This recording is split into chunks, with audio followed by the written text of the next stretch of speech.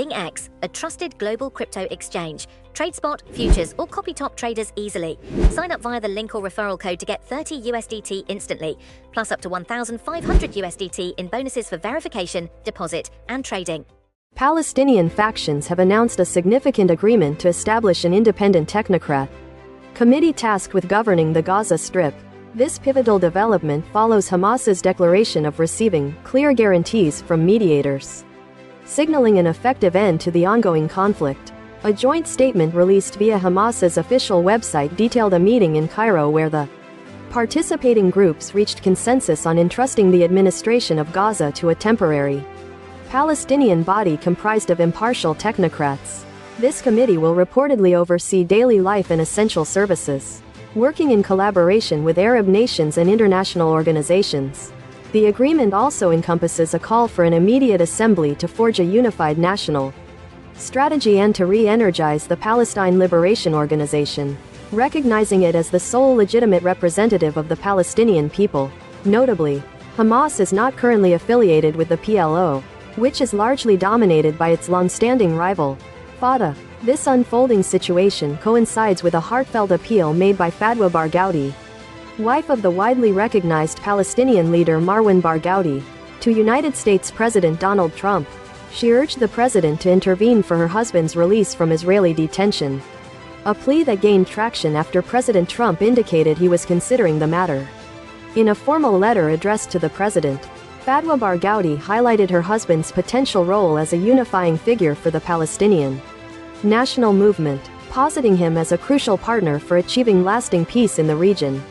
She implored President Trump to facilitate his discharge for the sake of Palestinian freedom and future generations. President Trump, in a recent interview, confirmed he was actively contemplating the release of the imprisoned Fatah leader, stating that the question had been presented to him shortly before the interview and that a decision was imminent. Marwan Barghouti, aged 66, has been imprisoned for over 2 decades following his conviction for planning attacks that resulted in the deaths of 5 civilians, leading to a sentence of 5 life terms plus 40 years.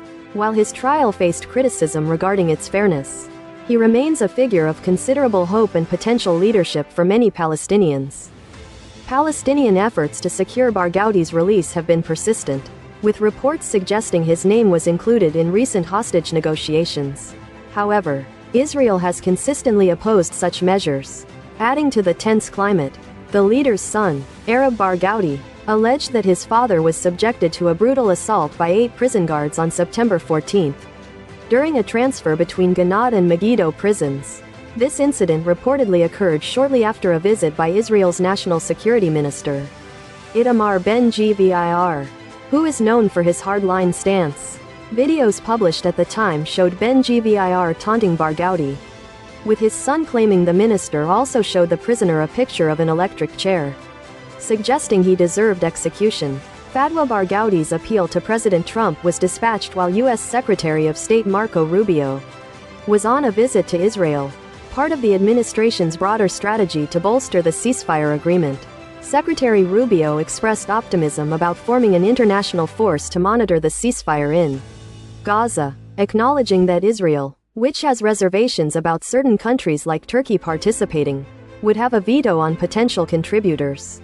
He indicated that a range of nations have offered their assistance, emphasizing that Israel's comfort level with participating countries would be a key factor. Turkey, a NATO member and a significant regional military power, was the first Muslim-majority nation to recognize Israel.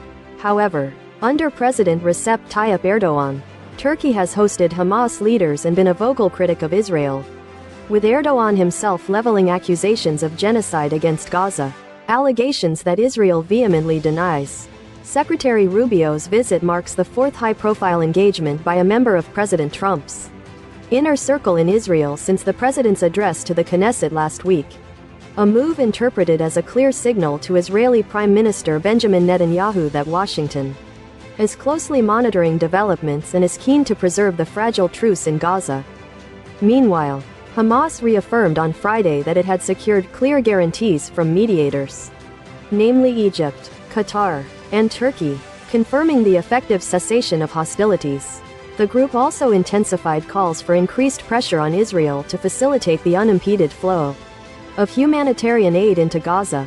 The World Health Organization reported on Thursday that there had been minimal improvement in the volume of aid entering Gaza, with no discernible decrease in widespread hunger.